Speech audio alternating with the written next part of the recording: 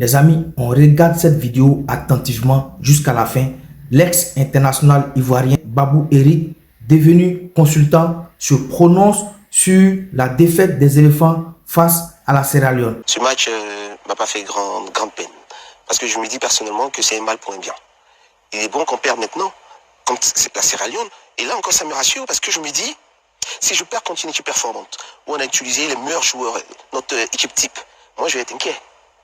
Mais quand on regarde ce match, on voit les turnovers qui a été fait. Je me dis, oh, écoutez, on n'a pas joué à notre niveau, on perd un match parce qu'on n'a pas été concentré, ça me rassure. Mais là, il faut tirer la leçon. Il faut se dire, ah tiens, si on n'est pas à 100%, on risque de payer cash. Et donc, il y a une exigence qui doit se mettre en place. Et c'est à tous les niveaux.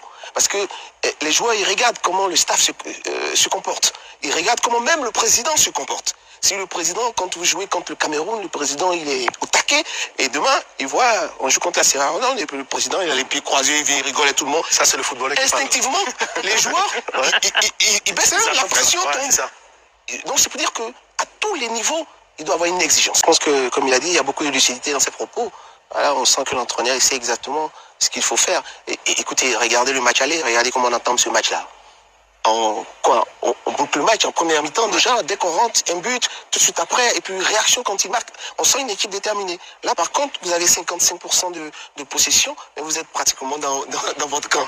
Aucune action offensive, ça veut dire que vous jouez à la baballe, donc vous n'êtes pas en train de jouer. Et là, avec beaucoup de lucidité, lui-même, Emers Faye le dit, il dit, il n'y a pas eu de match. Mais il ne le dit pas parce que, et ça, il faut qu'on retienne, c'est parce que l'équipe de Côte d'Ivoire n'est pas au niveau. Non, c'est pas ça. Il arrive qu'il y a des matchs comme ça où on passe à côté. Et c'est pas des matchs, je veux dire, décisifs, en griffe, parce que ces matchs-là vous permettent de faire bien après. Bon, alors, et donc, je pense que ce match-là va nous faire beaucoup de bien. Justement, hein, il y a eu quand même 6 changements. Ouais. Excusez-moi. Oui, allez-y. Je pense qu'il ne faut pas se cacher les choses. Moi, je pense personnellement qu'il y a eu involontairement ce relâchement-là. Battre cette équipe-là 4 ici, parce qu'un entraîneur se s'est dit, ce match-là, on doit le gagner, on est qualifié, et il ose faire tous ces changements-là. Ça veut dire que lui-même, personnellement, il faut le reconnaître. Il s'est dit que ces joueurs qui rentraient pouvaient faire le boulot. Et il a dit, avant le match, je crois, ou même juste après le match, il a souhaité mettre certains au repos. Quand vous voulez gagner, quand vous prenez le match là avec autant, je veux dire, si haut, parce que c'est un match décisif, vous ne faites pas ça. On le sait, quand on a joué au foot, on sait très bien que quand c'est un match décisif, tu mets tes cadors. Le match, vous le bouclez en 45 minutes, et après, tu oses des changements, et puis c'est bouclé. Mais quand tu oses le faire, involontairement, il faut le reconnaître, c'est que tu as pris l'équipe de haut. Et ça, c'est clair, c'est ce qui s'est passé, et ça s'est vu dans le match. On va parler un petit peu plus tard en profondeur de justement de ce remaniement de l'équipe. Certains, enfin c'est pas certains, il y a eu cette polémique autour de la pelouse, cette pelouse synthétique. Vous croyez qu'elle a joué un rôle quand même dans le non-jeu produit par les éléphants ou pas?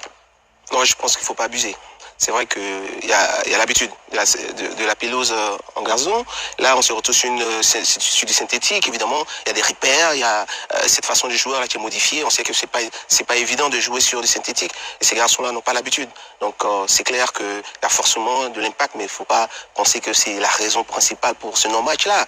Voilà, quand on l'a vu, ils se sont fait bouffer physiquement, dans l'envie surtout. Et puis, en seconde période, ils n'ont pas hésité, simplement. C'est ça. Voilà, donc il ne faut pas chercher midi à 14h.